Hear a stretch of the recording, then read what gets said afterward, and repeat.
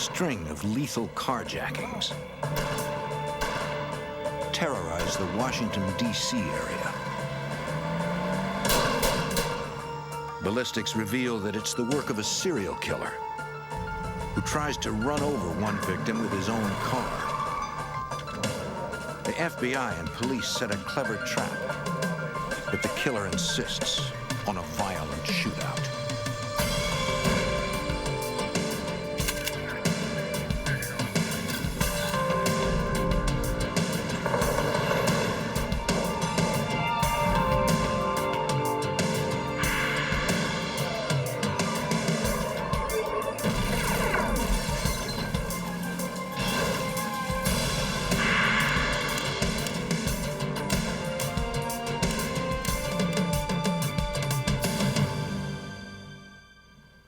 In the early 90s, a serial killer stalked lone victims in the dead of night. His hunting ground, the suburbs of Washington, D.C. His target, anyone who owned a car. I'm Jim Kallstrom, former head of the FBI's New York office. The gunman was as elusive as he was deadly. He struck quickly and without mercy. Now the FBI must follow the twisted path of a killer wherever it leads.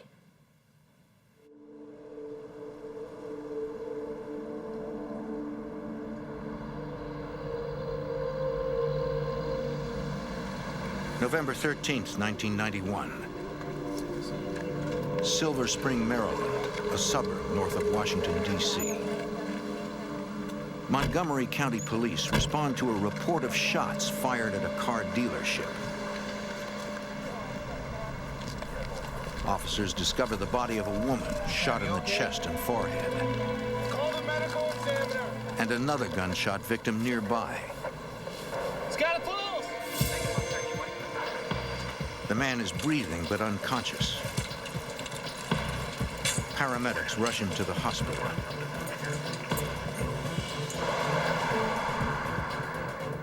Montgomery County Homicide Detective Ed Day coordinates his department's swift response to the slaying. You saturate the case as fast as you can, work on it as fast as you can, get as much information as fast as you can, and try to resolve it as fast as you can. Unfortunately, the homicides, time is terrible. The more time goes by, the less your odds are that you're going to have a satisfactory conclusion to the investigation. Investigators learn the two victims are janitors. They were cleaning the building that night and would have come outside around 10 p.m. to dump the garbage. The detectives work to determine a motive for the attack. You don't overlook the obvious. You have a shooting like this at a car lot. Is that a possible motive for the killing, the theft of a car? Of course, had representatives from the auto dealer come out, do an inventory. There was no vehicles missing. There was no property missing from the inside of the establishment. Investigators locate the victim's car keys nearby and determine neither of their personal vehicles are missing. Robbery does not seem to be the motive. Nothing was taken. They had money on them. There wasn't a single thing missing. Are you Mr. Escobar's attendant physician? Yes, I am. Tell me, With almost no evidence to go on, Detective Day hopes to learn more from the critically wounded man. As you can see, he's intubated. He's also in a coma, and he's just not responding. We do that with any kind of a shooting that's potentially fatal. There's a rule in law that a dying declaration does not have to be corroborated. It's not hearsay because if the person knows he's going to die, he's assumed to be able to be telling the truth. So if you can get a statement from somebody in really serious circumstances, then it's always a very, very powerful piece of evidence. I got to check on him. But the victim dies 9 days later without ever regaining consciousness.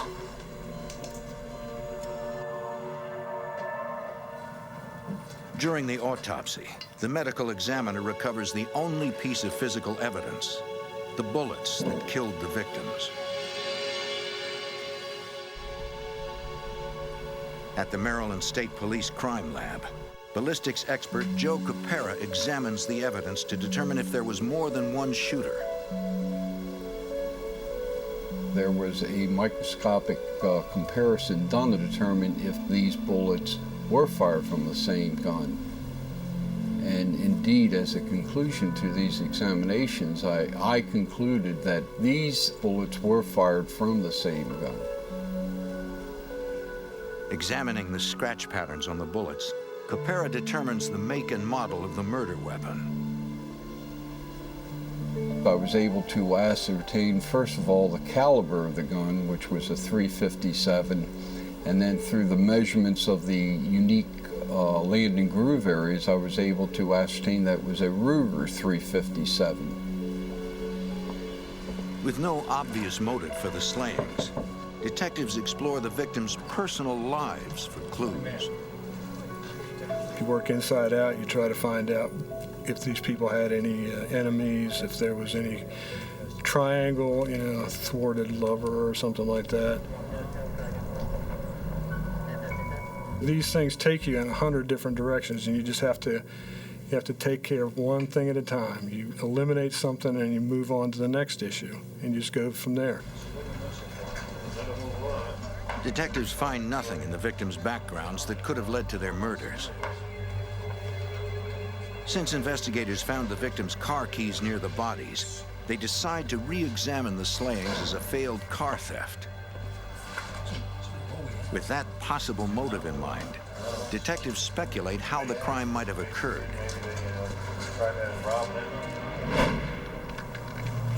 They were cleaning. The business was closed for the night.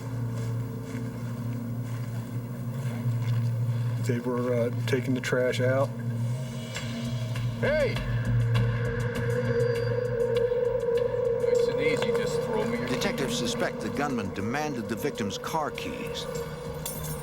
keys. Here, just do right here. Don't hurt me, okay? Based on the position of the woman's body relative to her keys, they believe she tried to run.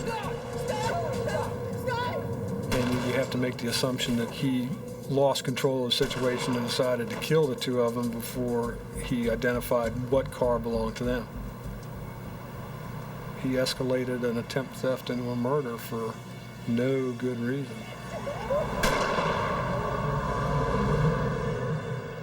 With little evidence to go on, the case grows cold.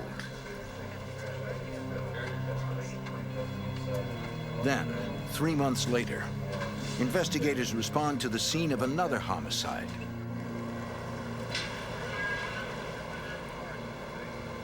They find the body of psychology professor Dr. Shaheen Hastrudi lying in a parking lot in Bethesda, Maryland. Unable to locate her car, detectives believe she was the victim of a fatal carjacking. Noting the lack of blood spatter evidence near the body, they suspect Hastrudi's assailant shot her while she was still inside her car. Through interviews with her colleagues, authorities determined Dr. Hastrudi left her office around 8 p.m. She's obviously accosted.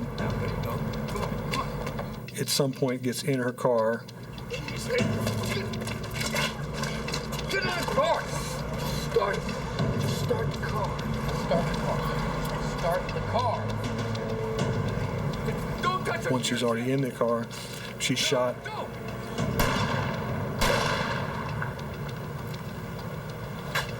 She's taken out of the car, dumped on the lot, and the suspect steals her car.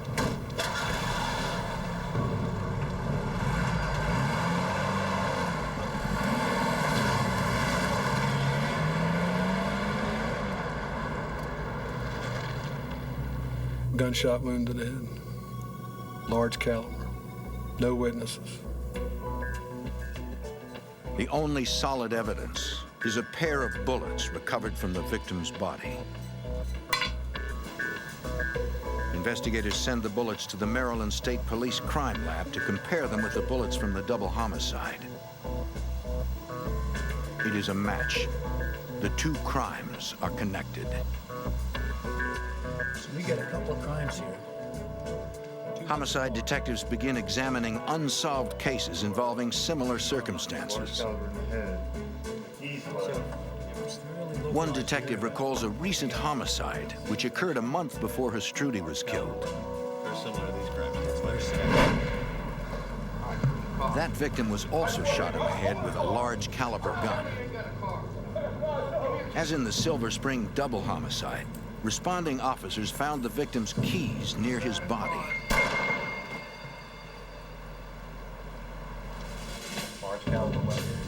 But this victim didn't own a car, which leads investigators to question whether car theft was the motive, or if the case is even connected to the other shootings.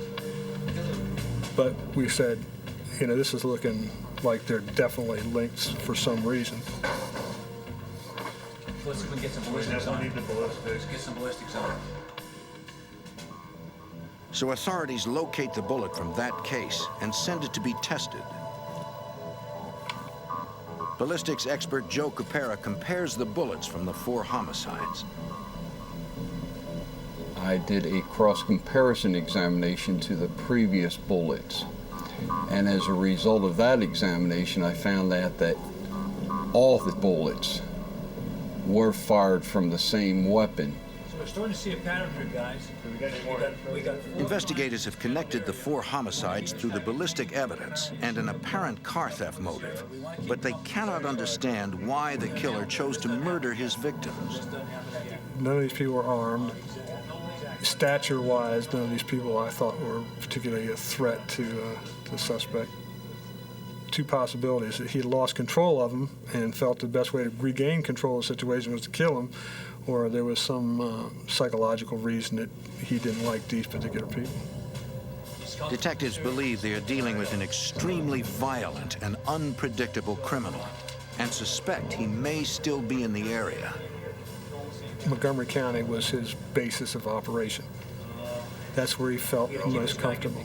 That's where he did all his murders. That's where he did his most risky business. That's where he laid in wait for people. So it was obvious he had some strong tie to Montgomery County. Investigators suspect he will strike again and hope to stop him before he does. But they have no clues that can help identify him.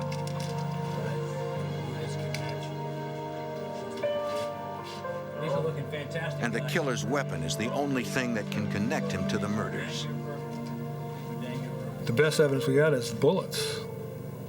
And if we can get him and get the gun, then we definitely have a very, very strong case. Now this one came out of... Authorities don't want to give the killer a reason to destroy his gun, and with it their only evidence.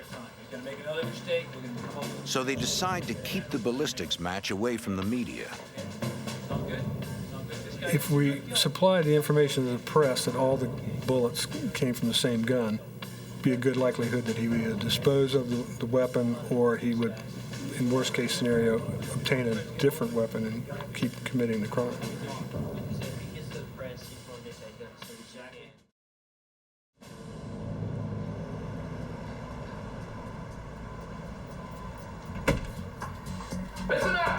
More than a week after the Hastruti killing, a man wearing a stocking mask and latex gloves robs a bank in Chantilly, Virginia.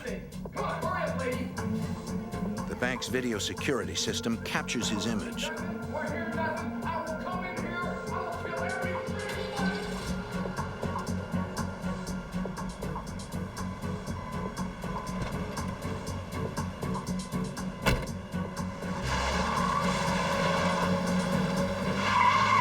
A witness tells the FBI that the bank robber fled in a late-model white vehicle and gives them the license plate number. The description of the getaway car matches the vehicle stolen from Hastruti, attracting the attention of Montgomery County detectives. But the license plate is not Hastruti's. Investigators trace the plate and discover it had been stolen from a vehicle in Annandale, Virginia. I've seen them around together and stuff, and it really looked like that. For detectives, this leaves open the possibility that Hastruti's car was used in the bank robbery.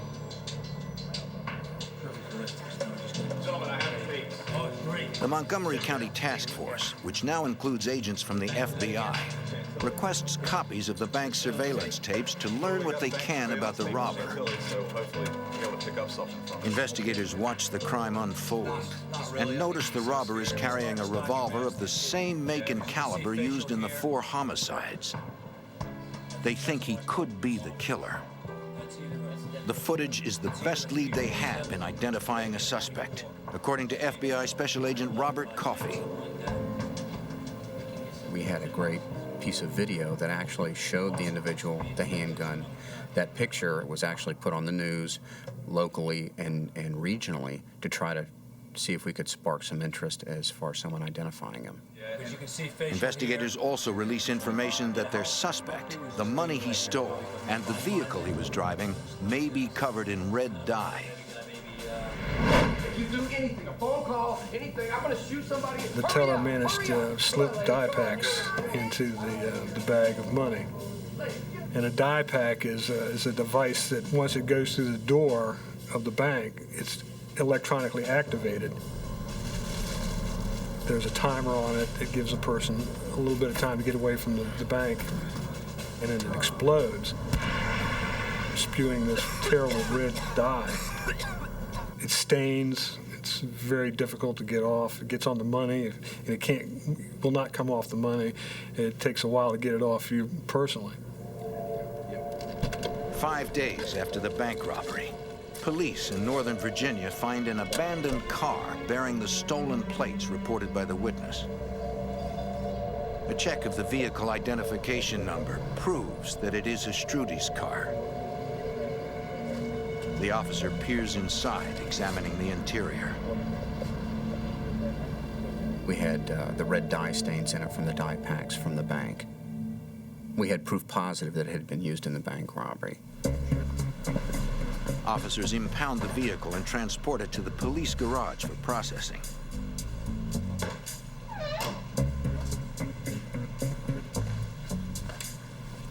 Technicians find bloodstains inside the car and collect samples as evidence.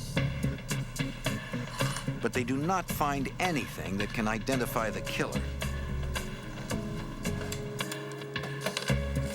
Lab examiners extract DNA from the blood evidence and compare it to Astrudi's. It is a match. Finally, investigators are able to look at the various crimes and understand their suspect's overall plan. It's gelled into something that makes a little bit of sense. You went from a situation where you had a whole bunch of motives that really didn't make sense to now a concrete motive. This person is killing people to steal cars to commit bank robberies. Although authorities now understand why the suspect is murdering innocent people, they have no clue who he is. Investigators face the nearly impossible challenge of identifying and catching a ruthless gunman before he kills again. The FBI and Maryland's Montgomery County Police are hunting a killer who has already committed 4 homicides, as well as a bank robbery. Several FBI agents are part of the task force pursuing the gunman, including Special Agent Robert Coffey. One of the main roles of the FBI, specifically in this type of a crime, is that we work with many different agencies to corral all of the investigators and bring forth the information in one kind of a think tank. This multi-agency approach is an invaluable investigative resource for Montgomery County homicide detective Ed Day. When you start working with multiple jurisdictions on different cases, well, the more jurisdictions are involved, the more jurisdictions have an interest, the more assets you can draw from. The task force now understands their suspect's crime pattern. He steals a person's car at gunpoint, killing his victim, then uses the vehicle in a bank robbery. Investigators continue to look for past unsolved cases that involved a similar pattern. nothing occurs in a vacuum. Somebody doesn't just start killing people, so that's when we really started doing the research. They identify an incident that occurred in their county almost a year earlier. Is this your car? No, it's not my car. Our victim was a maintenance man, an Hispanic male. Give me your keys. He was accosted by a white male carrying a large caliber dark handgun. Where's your car? When the masked gunman asked for the victim's car keys, the man claimed he didn't own a car. Oh, no. The suspect demanded to know which car belonged to him. He was told to turn around and face away from the suspect, get down on his knees, and put his hand behind his head. Where's your car? Where is your car? Our victim at that time felt quite certain that he was going to be executed. This better be your car.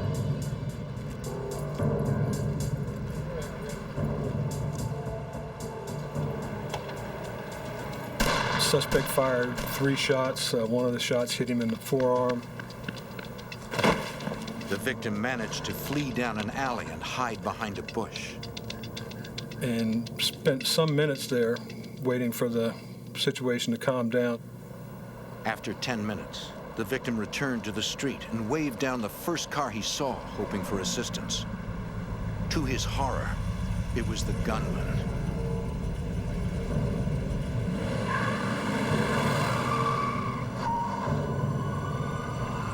An alert neighbor had called police. The victim's life was spared.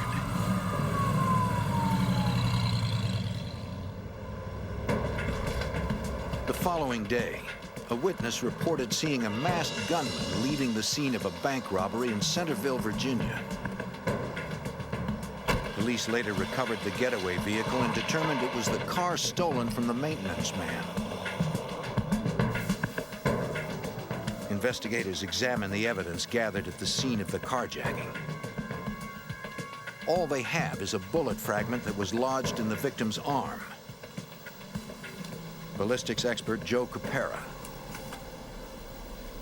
One does not necessarily need the whole bullet as long as the fragment that is left that he is examining has enough ballistic evidence on it that he can use. He tests the fragment against the other recovered bullets to determine if that case is connected to their current investigation. The bullet fragment matches, but the task force is still no closer to identifying their suspect. The lab's not getting anything out of these. I mean, these cars are... With little hard evidence, investigators study the killer's behavior as exhibited through his actions, searching for clues to his identity. This guy... Authorities examine the newly linked case and determine he is unusually bold and cocky. When the investigators got together and discussed the commitment level of this individual to stay at a crime scene for 10 minutes waiting for a witness to come back, raised our level of concern about the subject himself. He's not in a big hurry. He feels pretty comfortable that the police aren't going to be there anytime soon. Investigators also believe the suspect has a quick-tempered, vengeful personality. He's very upset with his victim. He's decided that he has been himself wronged in some way, and he's going to make him pay for it. But authorities cannot understand why the suspect uses what appears to be an unnecessary level of violence during the carjackings. It does not make sense to kill somebody in the least risky part of the crime. The biggest risk he's taken is when he goes into those banks, as far as getting captured, being identified, or running into any real obstacles. Taking these people, innocent people off in the middle of the night in a ground of his own choosing where he can isolate them. I mean, he's safer at that location than he is at anywhere else and anything else he does. It just doesn't make sense why he chose to kill these people. Their suspect is not only dangerously disturbed, but also clever. Yeah, we'll just pull in here. See. One of the more interesting parts of The MO that this individual used was the number of jurisdictions through which he perpetrated his crimes. He exploits the fact that no single police department can readily see his entire crime pattern. We have a carjacking in one jurisdiction. We have a stolen tag from a second jurisdiction. We have a bank robbery in a third jurisdiction. And then we have the car abandoned in a fourth jurisdiction. The gunman's efforts to stymie police do not stop there. Each time he abandons a stolen car, he leaves it unlocked with the keys in plain view. One of the difficult parts of recovering the vehicles following the robberies is that they were being driven by other people. By leaving the vehicle with the keys in it, the vehicles were then subsequently restolen. Leaving the vehicles to be restolen destroyed whatever forensic evidence would have been left behind. So the only thing we had to match all of the crimes was the forensic evidence from the ballistics. Investigators continue to look for additional unsolved carjackings in which the vehicle was later used in a bank robbery. They identify a case that occurred within miles of the other thefts.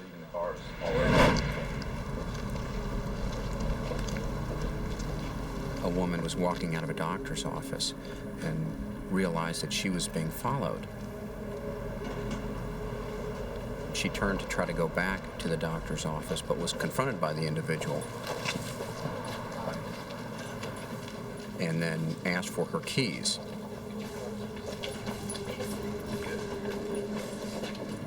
They walked over to the car.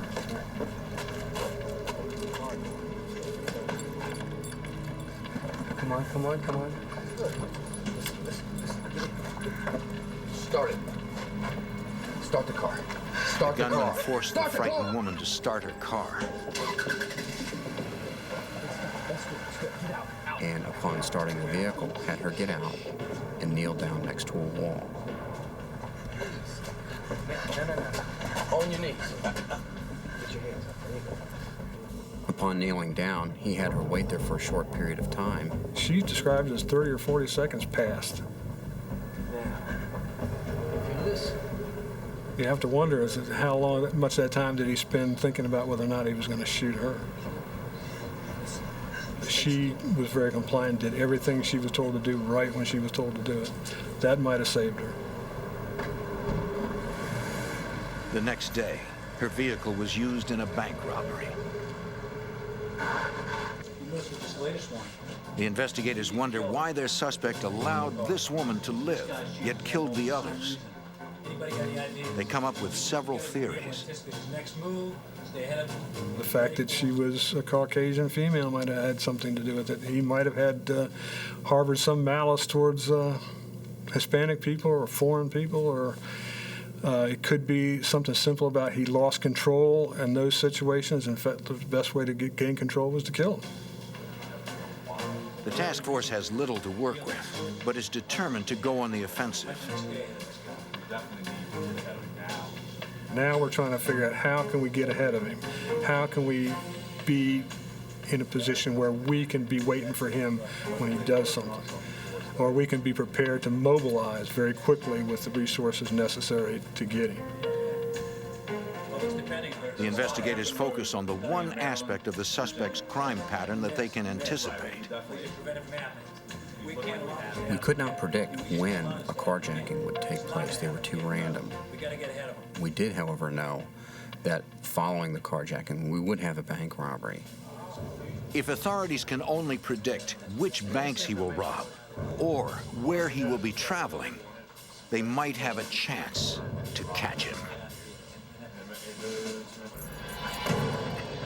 A masked gunman strikes again and again in suburban Maryland, just north of the nation's capital.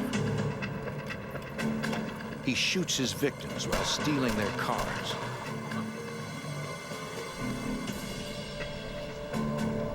Which he later uses to rob banks. Hey guys, I got some photos of the bank. In the spring of 1992, the FBI and Montgomery County Police analyzed their suspect's habits in hopes of trapping him. Identify why this guy's picking these banks. You go ahead and stick him up on the Homicide Detective Ed Day. We had people take aerial photographs of every crime scene and the different escape routes and things of that nature, trying to find some logical pattern to what he was doing, something that would maybe give us a clue. What are consistencies? What are inconsistencies? Is there anything like that that we can use to our advantage to foretell what he might do next? On the surface, the list of crime scenes appears random. But a closer look by investigators reveals all the banks he robbed share a single trait. Everywhere he went, he had access to a major roadway that would take him pretty quickly to a thoroughfare like 495 or 270 or something like that. The task force shifts their focus from predicting where the suspect will strike next to catching him when he makes his escape after a bank robbery. They decide they will cast a dragnet on all highway exit ramps in the area. FBI Special Agent Robert Coffey. We developed a plan where we would cast a net using all of the jurisdictions, law enforcement within the Washington area, to where once the bank robbery were to take place, he would have to pass through some points of the net. Meeting with officers from every police department in the area, the task force details their plan. They will watch for any carjacking reports resembling their suspect's MO. Officers from each jurisdiction will then prepare for a quick response if a bank is subsequently robbed. They will immediately stake out pre-assigned highway exit ramps targeting the stolen car. Once he's carjacked the vehicles, we're going to implement the plan. There was enough support at each particular location that he could be followed. We could bring to bear enough additional manpower to make a stop of our choosing and, of course, effect an arrest if we were lucky enough to spot him. Ready to cast their net, investigators wait for the suspect to steal a car. You're all key players in the plan. Let's get them. At 5 a.m. each morning, Special Agent Coffey begins his day by reviewing the reports of all the area car thefts from the night before. He looks for the one that matches their suspect's MO. Take a look at it. If the suspect stole a car, the task force needs to identify it before banks open at 9. Take a look at it. But months pass with no sign of their suspect. Investigators begin to worry that the killer has gone underground and may never be caught. We assume he's obviously stressed at this particular point. He's feeling the heat of the notoriety of what he's done. October 9th, 1992. Special Agent Coffey. 8 months after the killer's most recent slaying. I get notification from our Baltimore agents that another carjacking has taken place. We've got a white male with a ski mask, latex gloves, and a handgun. It's taken place all the way up in Baltimore. At approximately 7 a.m., a 15-year-old girl walked to her mother's car. Suddenly, an armed man approached her and demanded the keys.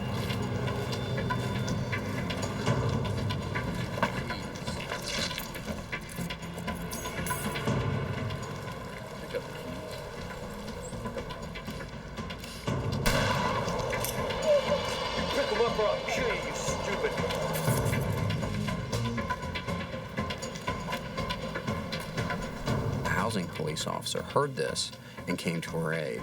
Get away from the car! Get away from the car! Get away from the car! Get away from the car! There was an exchange of gunfire.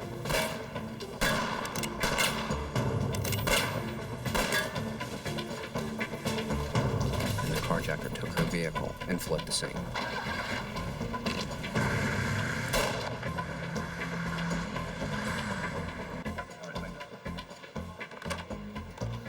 Tell them we have our car. It's a black Honda Civic. We were feeling very good because we had very, very fresh information, and we knew he was on the move, and he was in Baltimore and more than likely on the way back here. Carjack. The task force determines there is no need to wait for a bank robbery. Based on that information, the task force casts the net around the Washington metro area, hoping that he's going to come back through that net. Patrolmen and SWAT units from jurisdictions throughout Maryland, Washington, D.C., and Northern Virginia race to prearranged locations on freeway exit ramps to watch for the stolen car.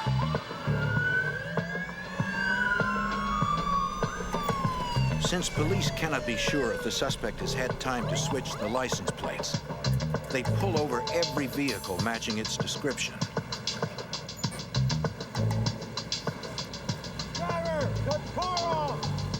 Each time, they know they may face a shooter who has already taken 4 lives. Let me see your hand. See your hand. Driver, walk back. Driver, open the door slowly. The FBI and police departments throughout the Washington, D.C. area hunt a suspected killer. They stop every vehicle matching the description of the one they believe he stole an hour earlier. Police pull over dozens of cars, but come up empty. What's going on? You got a girl. As the search continues, 50 miles away in western Maryland, Brunswick police officer Gary Klein is on routine patrol. I observed a small black and color passenger vehicle.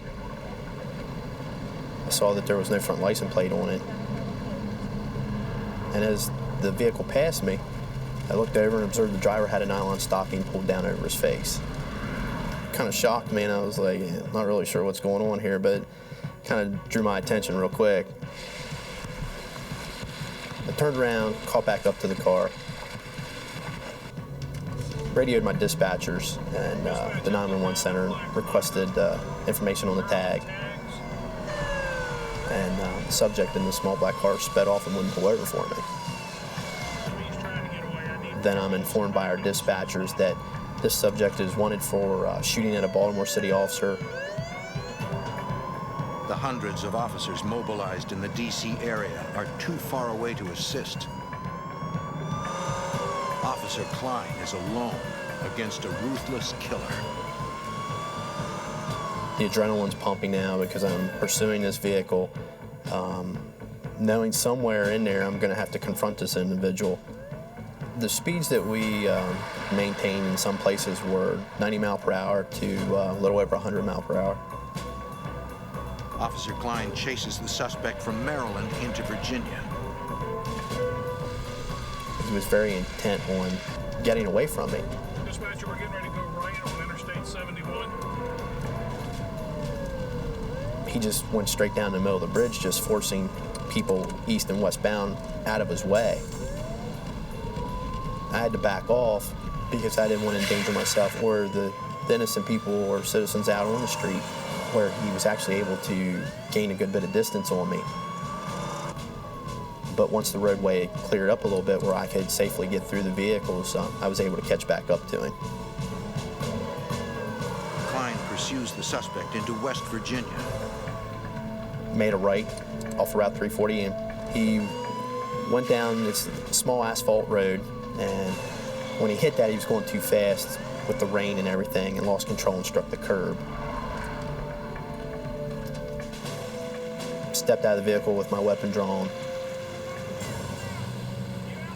and I seen him kind of lean over in the car towards the passenger seat, and I seen the gun come up inside the car. Officer Klein is concerned about firing his gun in a public place. When you discharge your weapon, you just don't want a round just going out there somewhere, and you could strike somebody innocent. You have a split second to make this decision, and whatever decision you make can affect you for the rest of your life. At that point, he placed the car in reverse and sped backwards quickly towards my cruiser in what I believe was an attempt to ram my car or strike me.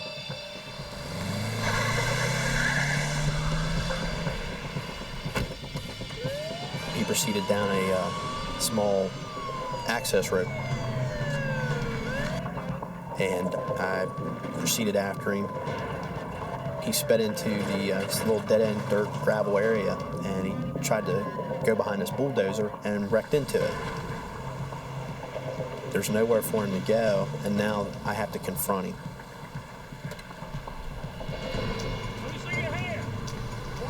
At that time, I see the gun coming up, which just kind of made my heart jump out of my chest.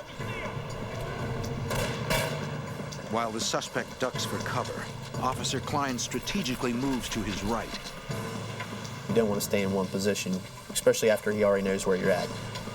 Klein's tactic works. The suspect fires at the position where Klein used to be. I actually fired more shots at him as he ran to get to the backside of his car for cover. With backup units still minutes away, the lone officer fights to stay alive in a violent face-off with a vicious killer. Let me see him. Put your...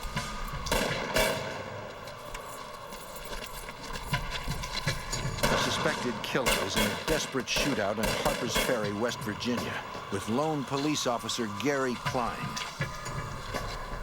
I see him start to come up from behind his car through the passenger side window with the gun raised, and he's coming up. I remember firing at him and striking the car, and he ducked down behind the car again. Several seconds passed. He raises back up. You can hear it, the actual sound of the bullet striking the car, the metal, and he ducks back down behind the car again.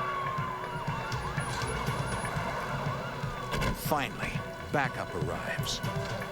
When they put their hand on my shoulder and I knew who they were, it was this big relief. Burden was lifted off my shoulders because now I knew I had fellow officers there. Within the next 10 minutes, police officers from several jurisdictions were on the scene. Come out from behind the car. The gunman realizes he is outnumbered. Then the suspect stood up and walked out in front of myself and my cruiser, probably about 15 yards, and put the gun to his head. And I continued to yell at him to drop the gun, to throw the gun on the ground, at which time he told me he wouldn't do that. Listen, hold on a minute. Hold on a minute. West Virginia State Police Corporal John Jeffries begins negotiating with the gunman. We can work through this. Let me help you. The only thing we've done so far... After several minutes of negotiation, the suspect then pulled the nylon stocking up on the top of his head. Still wasn't able to really get a good, clear look at him. The suspect begins to talk. He says he's an unemployed house painter. He said that he was just upset. He had had some relation problems with his girlfriend, that he had done some things he wasn't real happy about, and just all these things had piled up and just troubled him, and he didn't know why he was doing the things he was doing. After a 45-minute standoff, the gunman makes an unusual demand. I remember him saying he wanted to talk to his mother. So he gave his mother's name and phone number. Several tense minutes pass as police attempt to reach the suspect's mother. He advised the suspect that they had his mother on the phone. The woman on the line asks the negotiator for the suspect's name. He identified himself as Alan Newman. He wasn't real sure of the police. He didn't know if we were just lying to him or what we were doing.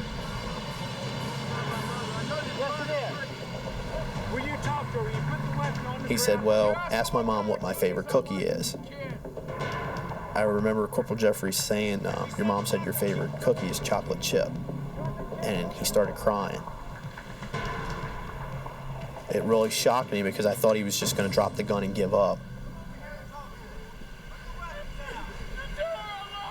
You see the hammer coming back and everything's like slow motion. You see the hammer drop. You're waiting for the gun to go off. And it didn't. Seizing the opportunity, officers rush in and subdue the gunman, ending the standoff. After it was all over and done, very relieved, very appreciative of all of the guys that were there that day. I was able to help to get this person off the street and put him where he needed to be so that nobody else would be hurt. Police take Alan Newman into custody and confiscate his Ruger 357 as evidence. It is the same model used in the murders, according to FBI Special Agent Robert Coffey. From the prior ballistics, we knew what type of gun it would be. It would have been a specific Ruger make, and in fact, that's what he was carrying. The same types of bullets that were used in the shootings and the homicides were, in fact, still in the weapon. You have told us that over and over. After nearly a year of hard work, investigators finally meet the killer face to face. We no longer have someone running throughout the counties killing people for cars. We were very excited about getting the chance to talk to the individual to find out why. Go ahead, take it. While Newman admits to the Baltimore carjacking, he refuses to admit to any of the murders, according to homicide detective Ed Day. You don't have anything. Throughout the interview process, he remained pretty cocky and he thought he was pretty cool. Investigators continue to press Newman. While at a firearms laboratory, a ballistics expert fires Newman's gun into an 800-gallon tank of water. The examiner compares the unique markings on the fired bullet to those on the bullets recovered from the 4 murders and the attempted homicide. Ballistics expert Joe Capera. It is a scientific certainty that this is the firearm that fired these bullets, and no other firearm could possibly do that. You want to hear it again? After hours of interrogation, investigators receive the ballistics report. That's like the magic piece of evidence, and that's the one that you really knew would seal the whole case. We had physical, undeniable evidence that we could put in front of a jury that he could not refute in any way, shape, or form.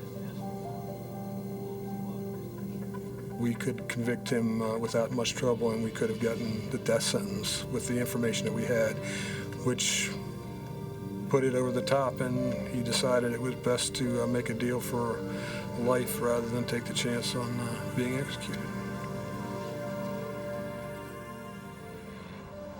Alan Newman pleads guilty to all the charges against him and is sentenced to 5 life terms without parole, plus 100 years for handgun violations. Looking back, it was the collective efforts of more than a dozen police agencies contributing interviews and evidence that led to the successful conclusion of this case. The accomplishment for all police officers and all investigators is to arrest the bad guy and put him in jail. And when you do that, you get a nice warm feeling for about 10 minutes until the next case comes in and you have to start all over again. But for now, every investigator who worked this case is content to know they have ended one man's violent rampage.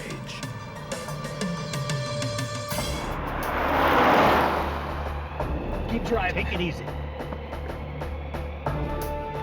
In 1996, a pair of convicted felons escaped across the country. When a foreign military officer disappeared along their trail, authorities wondered if the armed fugitives had become killers.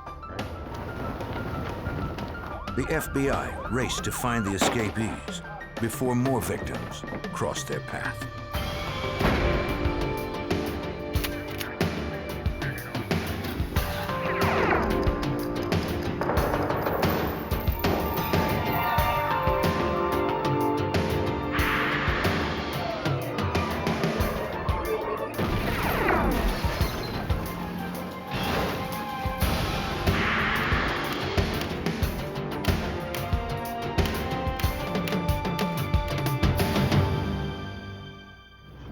In Alabama, 2 desperate criminals fled the custody of a local deputy. Eluding authorities, they made their way across the country in a wave of car theft, abduction, and murder. I'm Jim Kallstrom, former head of the FBI's New York office. Escaped criminals believe they have nothing to lose. They'll do anything to avoid capture. After the convicts claimed their first victim, further bloodshed was inevitable, unless the FBI could find them and bring them to justice.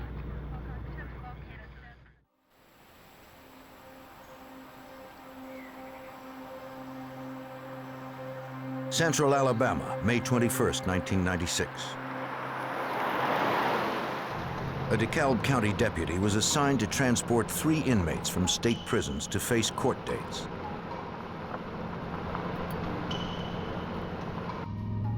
Michael Thompson was to be sentenced for murder.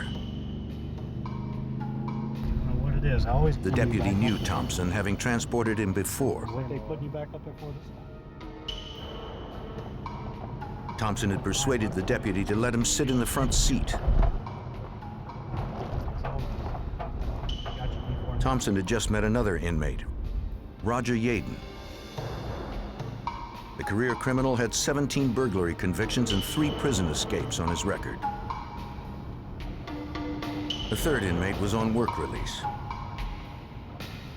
The prisoners were not handcuffed for the short drive. As the group neared Talladega, Alabama, Thompson made his move.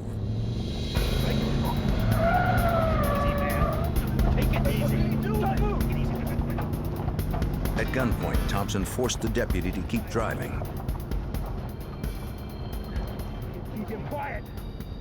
Take it easy.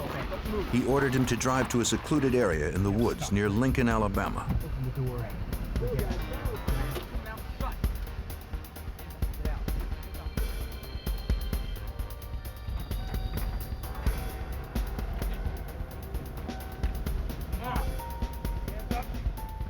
Come up. Thompson and Yaden freed themselves.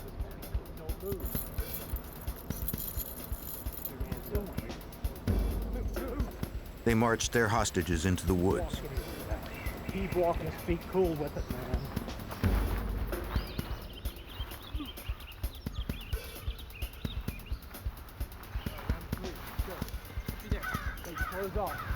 Go, strip, go. The men forced the deputy and the other inmate to strip out of their clothes. Shut up. The shoes, too. The deputy's extra handcuff key fell unnoticed to the ground. Sit down. Sit down. Sit down. Bound in the remote woods, the officer didn't know if he would be executed. All right, hurry up. Got the clip. Let's go. It's all right, I'll be riding with you again. Thanks. The 2 escapees simply ran off. Have anything to do with us, man. Michael Thompson and Roger Yaden took off in the direction of Talladega, leaving their prison clothes behind. It was Yaden's 4th escape from Alabama authorities. The deputy had to contact the sheriff's department. With a dropped handcuff key, he freed himself and the other inmate, then ran for help. Keep going. Get out. The escaped convicts had the deputy's service weapon and a shotgun stored in the patrol car. Under the cover of law officers, the 2 felons endangered anyone in their path.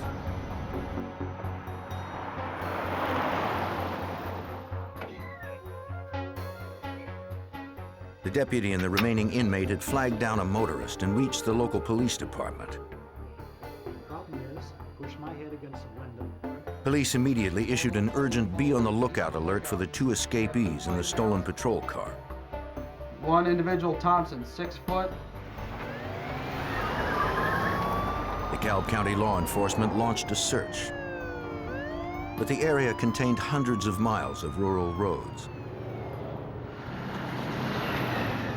Despite the search, no sightings of the fugitives or the deputy's car came in that day. Okay, let's start with the description of the man who had the It wasn't until the evening that authorities received their first clue to Thompson's and Yaden's actions. A local paramedic contacted Talladega City Police and told them about his ordeal.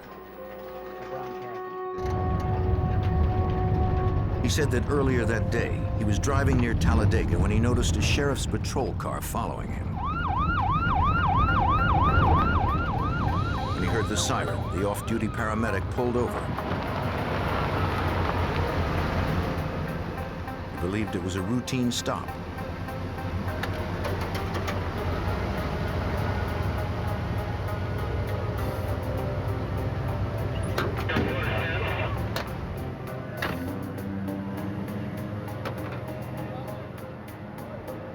The officer asked for his license and wallet.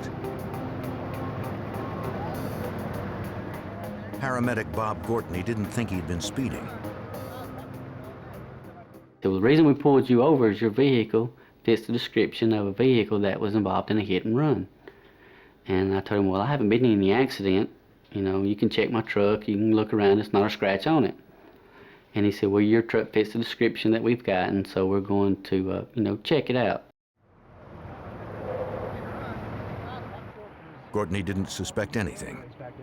No flags went off when he first walked up to me because he was in full uniform, had the badge and the name tag, and I really didn't make contact with the whole uniform. I seen the gun when he had his hand on it. Gortney gave the deputy his paramedic badge number, asking him to call in to verify his identity. But the deputy refused. Following the deputy's orders, the paramedic got into the patrol car. He believed it was simply a misunderstanding and that he would be released shortly. He said, well, we're going to carry you back over here to the accident scene. And I said, well, that's fine, you know, my truck doesn't fit the description and we'll just get this cleared up. He first realized something was wrong when a man in civilian clothes carrying a shotgun ran from the patrol car to his truck. Okay, let's start with the man first. From the description, police believe the man driving the pickup was Roger Yaden.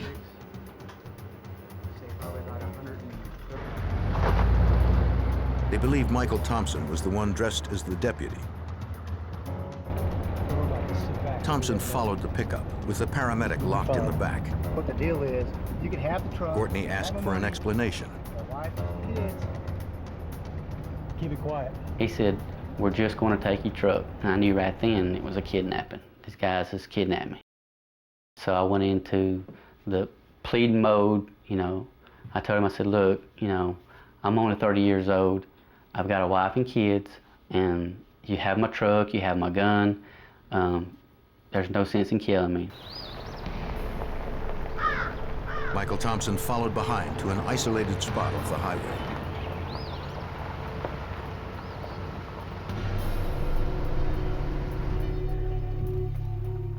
Roger Yaden had found the paramedic's 9mm handgun in the truck.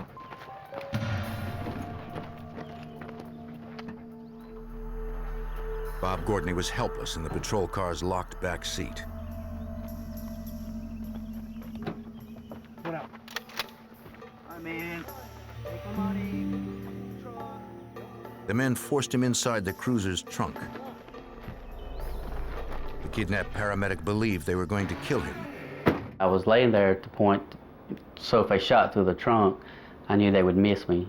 You know, if a bullet was to come through, maybe it would graze me and not hit any vital organs, so I was trying to protect myself from the point of being shot through the trunk. And I could hear vehicles pass by, and then I heard my truck crank, and then I heard it sped off, and it was hot. I felt like I was suffocating. I kept thinking to myself, you need to slow down, because if you don't, you're going to use up all your energy, and plus it's hot in here, I'm going to dehydrate, and I'm probably going to pass out. I was scared. I was shaking, and I was laying in the trunk, and I got to thinking, okay, you're a paramedic. You've extricated people 1,000 times. Now it's time for you to do what you've learned to get yourself out of this trunk, to extricate yourself so you can still be alive. Using a jack he found in the trunk, Gortney worked for 2 hours.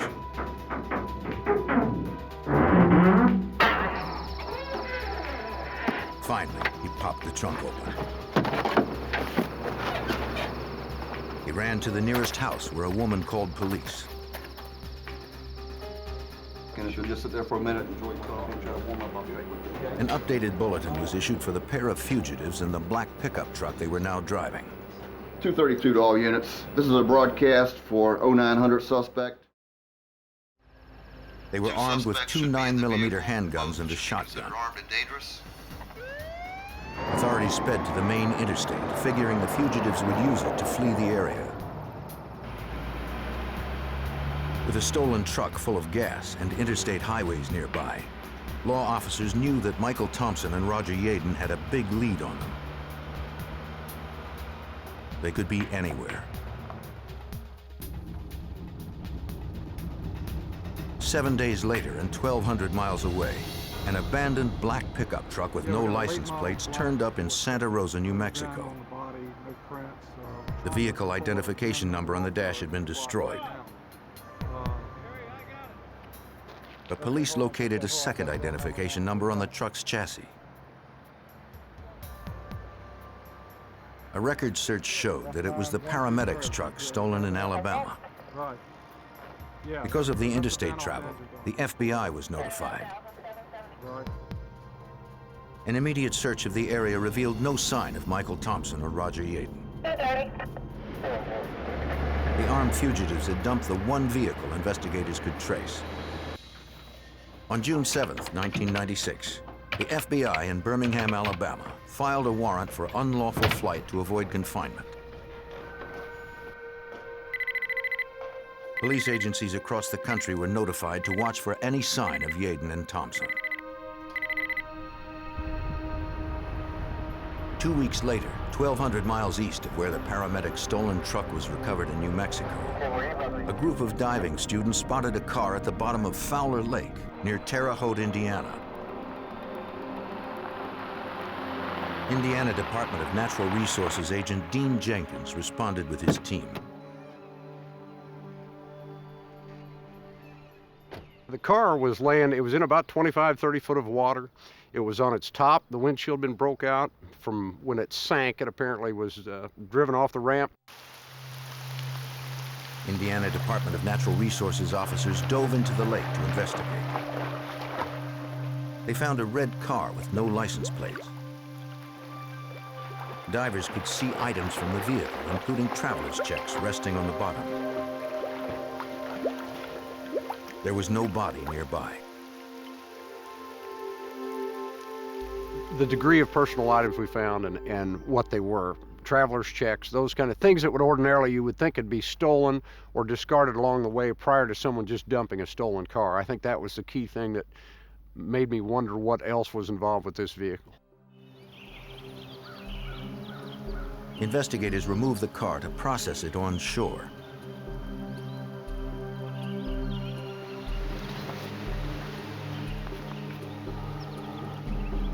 In the trunk, technicians recovered a British passport for Army Major David Nichols.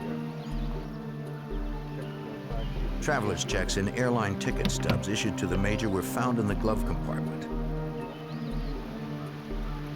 Among the items was an Alabama jail booking slip with a local Indiana name and address written on the back. Checking the car's identification number, investigators discovered it was a rental from Colorado, reported missing along with the Major 16 days after he had rented it. The VIN number is 726JJ6.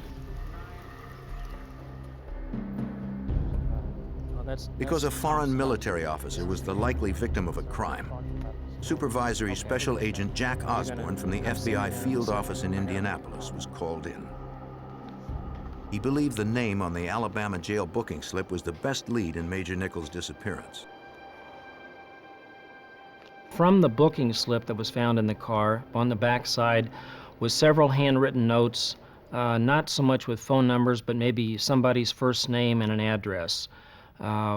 One of those names and address led us to a relative of Mr. Yaden who resided in Terre Haute. The relative was an aunt of Roger Yaden's. He was one of 2 escaped convicts whom investigators had searched for in New Mexico. She told an agent that she did not know why her name was on the back of the Alabama jail booking slip. She also had no knowledge of Major Nichols, his red rental car, or that her nephew had escaped custody. She told us that she did have a nephew, Roger Dale Yaden, who she believed was in custody in Alabama and had communicated a lot with him in writing as her children had. She did say that Yaden had some old friends in the area, but she couldn't recall their names. If Roger Yaden had made it to Indiana, the FBI believed murderer Michael Thompson was with him. They knew the pair of escaped convicts had already threatened to kill 3 others in Alabama and were last seen with 2 handguns and a shotgun. Agents feared that Roger Yaden and Michael Thompson may have used one of those weapons on the missing British major. In June of 1996, the FBI and Indiana police searched for armed fugitives Michael Thompson and Roger Yaden, who had escaped from Alabama authorities. They were considered prime suspects in the disappearance of British Army Major David Nichols, whose rental car was found at the bottom of an Indiana lake. According to FBI Supervisory Special Agent Jack Osborne, an Alabama jail booking slip found inside the car linked the fugitives to the missing major. The evidence certainly associated that vehicle with our missing major, and that he was not in and around Terre Haute, nor was he located in the lake. It likewise then identified our 2 escaped prisoners that we believed were together and did have possession of the British Army officer's car, and that they still possibly could be in the Terre Haute area. Agents went to the British Embassy in Washington, D.C. to find out more about the major's travel itinerary. Sent to us prior to his arrival. The FBI needed to determine where and when Major Nichols may have crossed paths with the armed fugitives. The British government provided us some very basic information that indicated a British Army officer of theirs had been in the United States, arriving on the 20th of May, arrived at Denver, and was to travel to New Mexico to attend a language school, and then to Texas to attend a second school. On travel orders issued by NATO, Major David Nichols was scheduled to arrive at the first seminar in Albuquerque on May 26th. Nichols was a vice commander of the British Defense School of Languages, an expert linguist fluent in 5 languages. He told his wife and 3 children that he planned to sightsee for a few days before the seminar. But school officials in Albuquerque never heard from the major after he failed to arrive. The FBI felt it was strange that the British Army officer had not attended school. The British government likewise, through contact they had with the family and friends of the missing major, felt that it was strange that he had not been in contact with them, which then caused the British government great concern.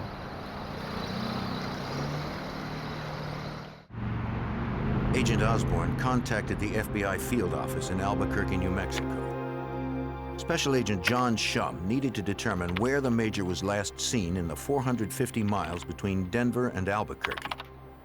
They gave us his itinerary, photos, descriptions, potential contacts here in the U.S. that he might have contacted once we couldn't find him where he was supposed to be. So they gave us a complete, what we would call a victimology of him, his background, personality. Agents also checked the British major's credit card purchases.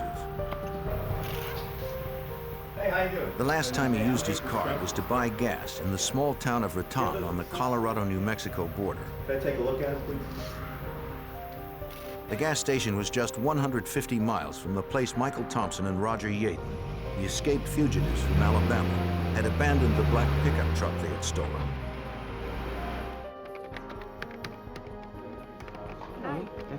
Agents wanted to confirm how far the British major had traveled past Raton. Yes, please. They checked at a hotel in Old Town Albuquerque where the major had made advance reservations.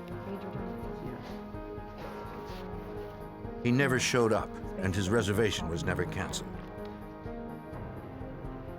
The major had disappeared somewhere between the gas station near the Colorado border, where his credit card had been used, and the hotel in Albuquerque.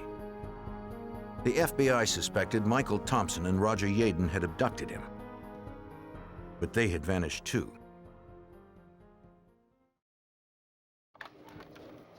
Agent Shum called the major's wife in England to find out more about how her husband may have reacted if accosted by two desperate criminals. She told me he was a very gentle man. He was a very good man, and that if he was confronted with by these people, that he would not have been confrontational. He would have been willing to do what they say, give them anything they want, just to avoid a confrontation. And she said that he would have been very concerned about his safety and being able to make it back to England to help raise his boys. 1,200 miles away in Indiana, close to the lake where the major's car was found, local police received a call from a junkyard manager who reported seeing two suspicious men on his property. When the officer arrived, the two men fled from a pickup truck loaded with scrap metal. It was unsafe for a lone officer to follow two men into the woods. He called in the truck's license plate numbers and learned the vehicle had been stolen.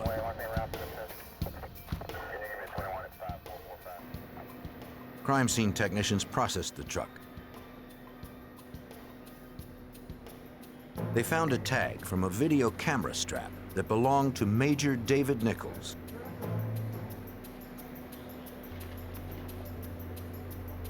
They also recovered a letter that was addressed to fugitive Roger Yaden's mother in Alabama. And it was generally saying that he was out of prison and was generally going to be staying in the Terre Haute area. When agents contacted Yaden's mother in Alabama, she said she hadn't heard from her son and had no idea where he might be. No, things are going fine. Investigators were sure the fugitives were nearby. We got both your photographs. The items that were recovered in that truck were extremely important because it not only associated Yaden and Thompson with that vehicle, it also associated the missing major with that vehicle. It was more compelling evidence that Yaden and Thompson were likely responsible for the major's disappearance. But the armed fugitives were moving fast, and the FBI was still one step behind. In the summer of 1996, the FBI continued their hunt for escaped Alabama convicts Michael Thompson and Roger Yaden. Agents suspected they had carjacked a British man who was still missing, then dumped his rental car in a lake near Terre Haute, Indiana, where Roger Yaden had relatives. At a nearby high school, the FBI and Indiana investigators had established a satellite command post. They received a court order to examine Yaden's local juvenile record. Because we might very well need support. They noticed that Yaden often got into trouble with one particular friend. Checking the friend's background, they learned that he managed a nearby auto salvage yard. Indianapolis FBI Special Agent William Hamilton would chase the lead. My partner and I decided that we would drive a unmarked vehicle into this area in an undercover capacity under the ruse of looking for a specific auto part. The 5-acre property was a good hiding place. It was filled with a maze of cars surrounded by dense woods. Agents staked out the location. I just haven't seen anything in a while. They needed to confirm that Yaden's childhood friend was on duty.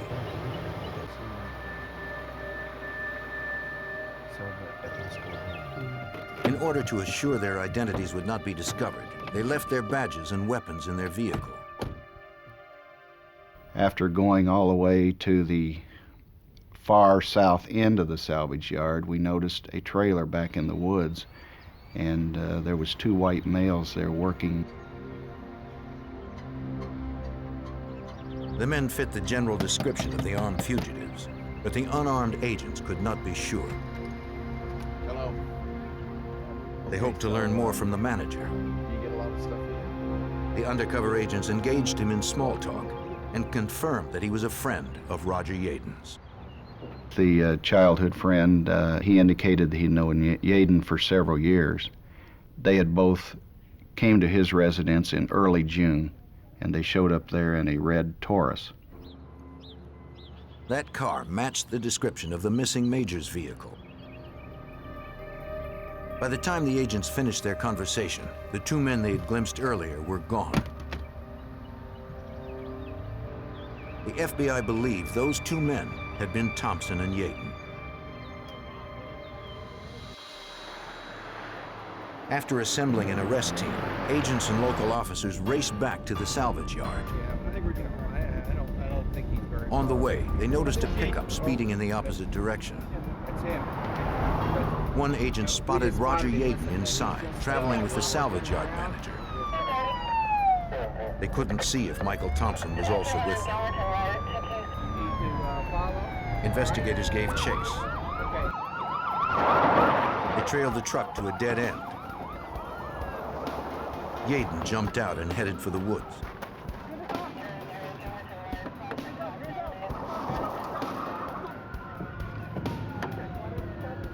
The fugitive's childhood friend was detained for questioning. He said Yaden had forced him to lead police on a chase until he could jump out of the truck.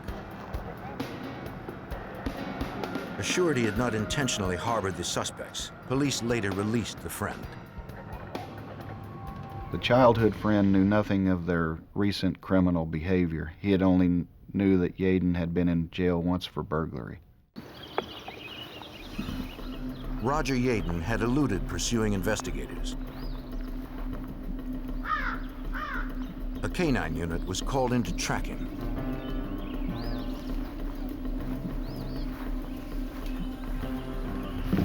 The highly trained dog picked up a scent. Mike. Mike. Mike.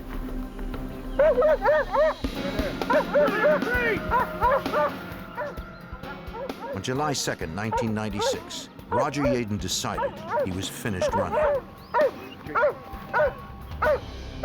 But his accomplice, convicted murderer Michael Thompson, was still at large. Having Yaden in custody was only a partial victory, according to FBI Special Agent Jack Osborne. After Yaden's arrest, this is not over at all. We know that we're now dealing with another fugitive, maybe the worst of the 2 fugitives. We do not know where he's at. If he's still on the property, if he's in the trailer, if he's in the woods, if he has a weapon or not. Come out with your hands up. Suspecting Michael Thompson took refuge in the auto salvage yard's trailer.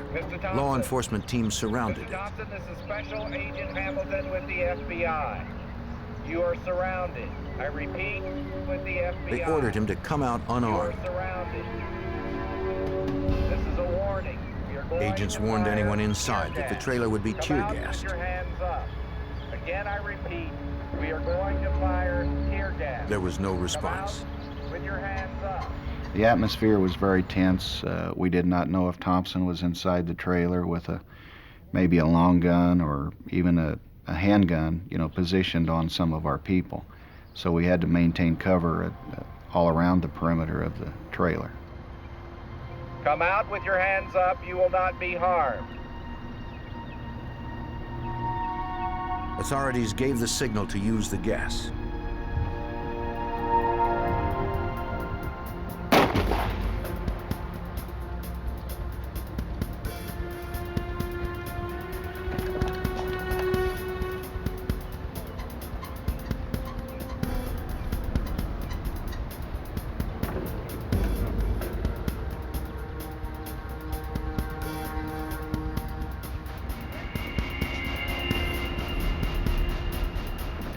They stormed the trailer.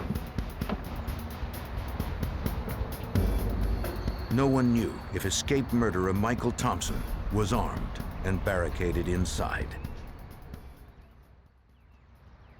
Mr. Thompson, I repeat, Mr. Thompson, you need to come out. On with your July hands 2nd, up. 1996, You are after subject to capturing fear Alabama death. fugitive Roger Yaden in Indiana, FBI agents stormed a salvage yard trailer where they believed his partner was hiding.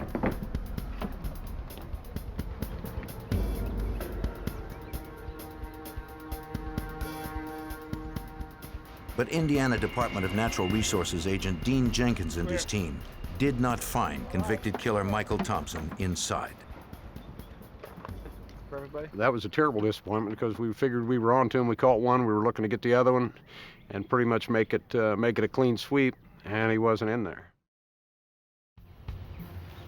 Agents questioned the salvage yard manager, a childhood friend of Yaden's who had unknowingly harbored the fugitives.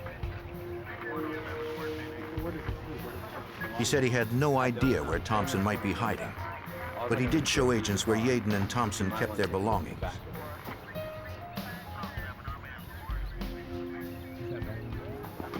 From the trunk of a car, agents retrieved a suitcase labeled with the name of missing British Major David Nichols. The Major's clothes and personal effects were still inside. Agents believed the fugitives had carjacked the Major in New Mexico. The search team secured a 3-mile perimeter around the salvage yard and told the man to call immediately if he spotted Thompson. We used canines and broke up into teams of 3 and 4 officers with canines and searched the area, ran tracks all throughout the lot, the salvage yard area, and then the surrounding woods looking for him, and that took an awfully long time. That went from the time they inserted the gas in the afternoon well past darkness. With a convicted killer on the loose, FBI and local law enforcement could not afford to wait. They patrolled roadways and fields, hoping to flush Thompson from hiding. Despite hours of searching, the fugitive had eluded them once again. Yeah, the smoke all came in this way, so. Any markings on the outside? In the morning, agents considered the possibility that Thompson may have somehow slipped past the perimeter. They had no way of knowing if he was still in the immediate area. Then Special Agent William Hamilton got the call they were hoping for. All right, good. Listen, don't go near him. We're going to be there. On July the 3rd, the morning following the arrest of Roger Yaden, the childhood friend of Yaden telephoned me and advised me that the subject, Thompson, was asleep in the junkyard in the back of one of the cars near his residence, the trailer.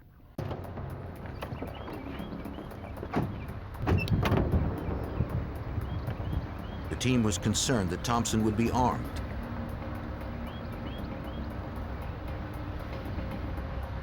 There was no telling what the desperate fugitive would do when cornered. Exhausted from running, the killer gave up without a fight.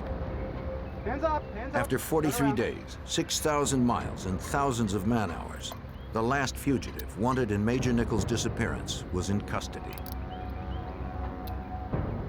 Thompson refused to talk to investigators. But Roger Yaden, apprehended the day before, felt differently. Hoping for leniency from federal authorities, Yaden agreed to tell investigators what they wanted to know. We also need a new car. We need to ditch the pickup. FBI Special Agent Jack Osborne led the questioning. We had about 200 bucks.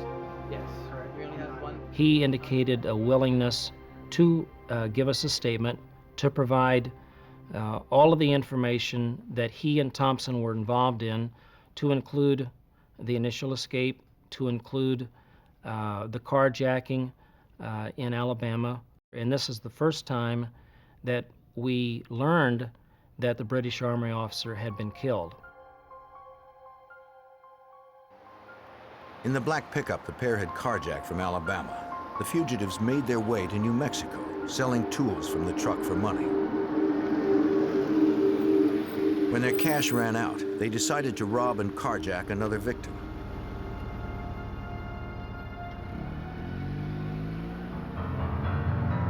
They staked out a remote rest area 100 miles south of Raton, New Mexico, the last known town where British Major Nichols had traveled.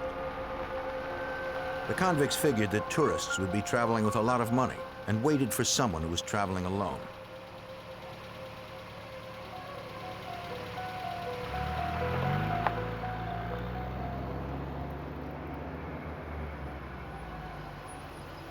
That's when the British Major pulled up.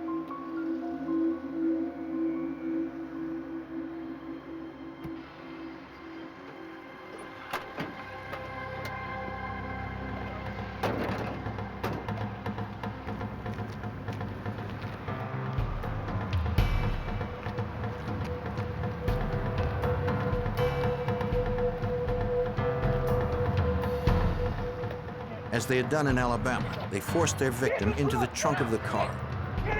Thompson drove the Major's rental car, while Yaden followed in the truck. From Yaden's account, the British Major reacted to the crime as the Major's wife had predicted he would, according to Special Agent John Shum. Everything she said about him is exactly what Yaden told us happened, that Major Nichols was non-confrontational. He did what he could to keep the situation from escalating. He talked about his 3 boys in England, about how he needed to get back there for them, and he asked that he not be hurt because he was concerned about what would happen to his children.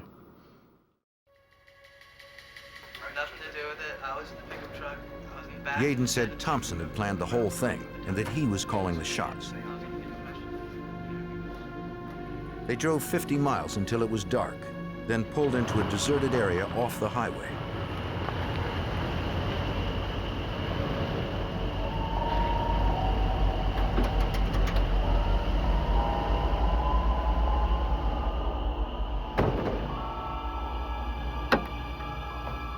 At gunpoint, Thompson forced Major Nichols out of the trunk. Without warning, he shot him in the back of the head. Thompson turned the Major over and shot again. They hid his body at the site, then abandoned the pickup truck several miles away.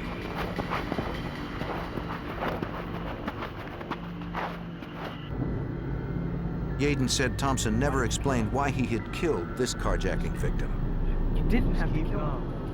The pair of fugitives drove Major Nichols' car to Indiana, where they dumped it in Fowler Lake. Tell us about the gun. Roger Yaden had confessed his crimes to the FBI, but he wanted a deal before he gave up the location of Major Nichols' body. He wanted to hold back until he could get some assurance from the government that we would not seek the death penalty against him.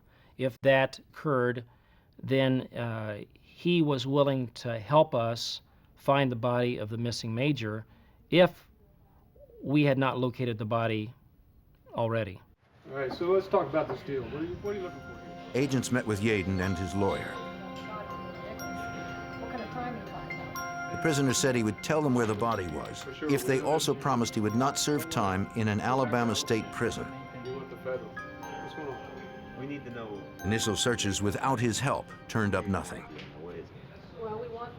FBI Special Agent John Shum was worried the Major's body would not be found without Yaden's help. I don't follow this. What is the deal? The most important thing for us to do was find Major Nichols' body. That was going to be important to be successful in any prosecution, and it was important for us because it was the right thing to do. Since we couldn't make him safe in this country, since we couldn't guarantee his safety, at least we could return his body to his family. So what are we going to get out of this? You're asking for a federal facility. Federal prosecutors agreed to the deal. It's all written out. What are you looking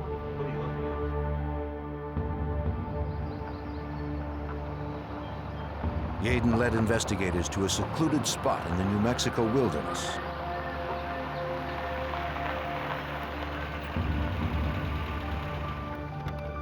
The prisoner was an accomplished escape artist, having fled custody more than once.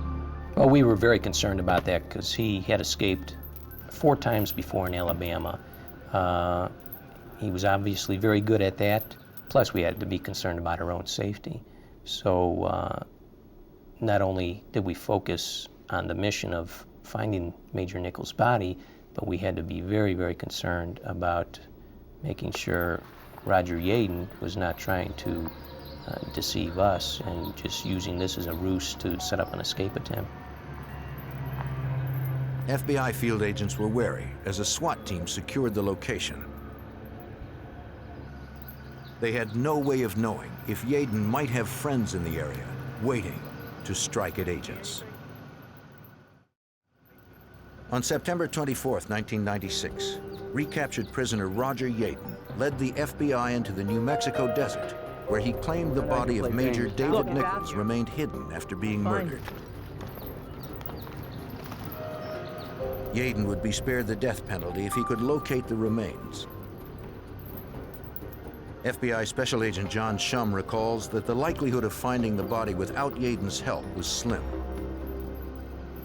It was a very desolate area. It was off of a very little used 2-lane highway in New Mexico in a very remote area. And then off this 2-lane highway, we had to go down a gravel road for approximately a mile. And then off the gravel road, we had to drive into a cattle pasture for several hundred yards. So it was incredibly remote. Agents were concerned that Yaden had taken them there as a ruse to effect another escape.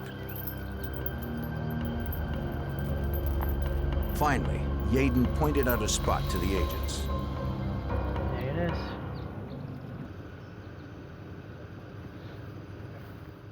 Even Yaden himself seemed very somber and respectful of the situation we were in, that we had finally located this man's body and we're going to be able to give him a proper resting place now. Didn't you say something about exposure to the elements made identification impossible. Examiners took dental x-rays, which were later matched to records sent from England. Right. Major Nichols' family in Britain was notified. The officer's murderer, Michael Thompson, avoided a possible death sentence by pleading guilty in federal court to carjacking and murdering a foreign official. He was sentenced to life in prison with no possibility of parole. For kidnapping, robbery, and escape in Alabama, Thompson received 5 additional life sentences.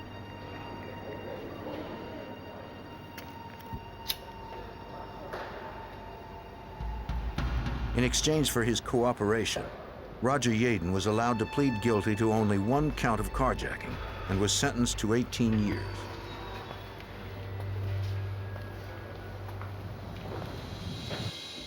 Yaden was afraid of Alabama state prisons. As part of his deal, he was to serve his sentence in a federal facility. Yaden, time to get up. He was temporarily held at a county jail in Las Vegas, New Mexico, until he could be transferred. Yaden, let's go.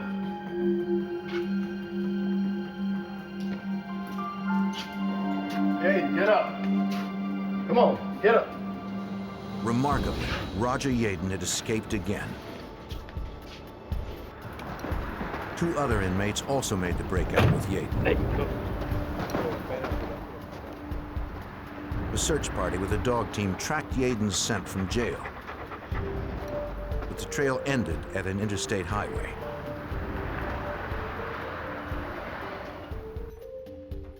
Later that day, authorities captured one of 2 other inmates who escaped with Yaden. Go ahead. The inmate had injured his leg in the attempt and was unable to get far on foot. He explained to authorities how they got out. He said that Yaden had designed the plan. In the jail's black market, he bartered for an Allen wrench and a hacksaw.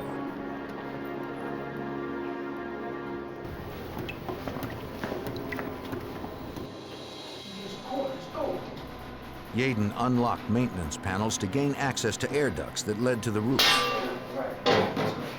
He cut through ductwork, then the roof to get outside.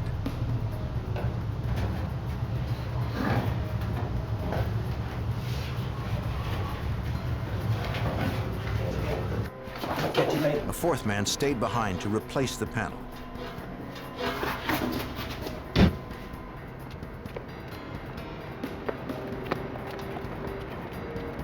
The escapees moved along the roof of the jail, then jumped over the wall.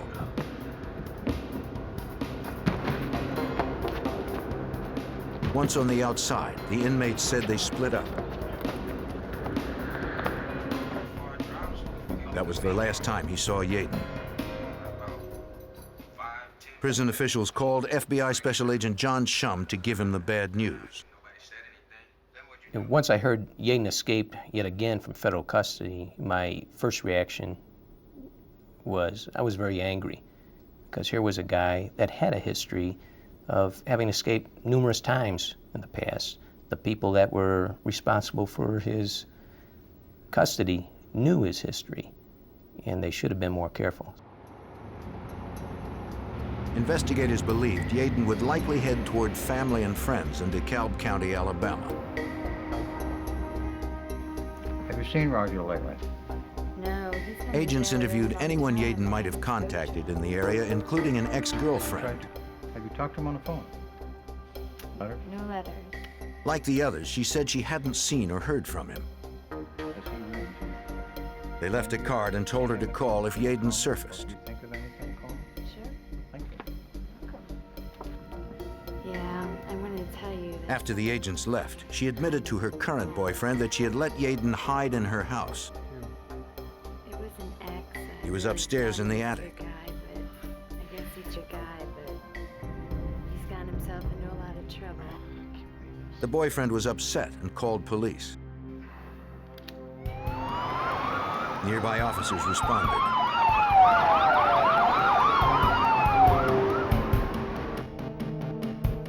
They didn't know if Yaden was armed and waiting for them.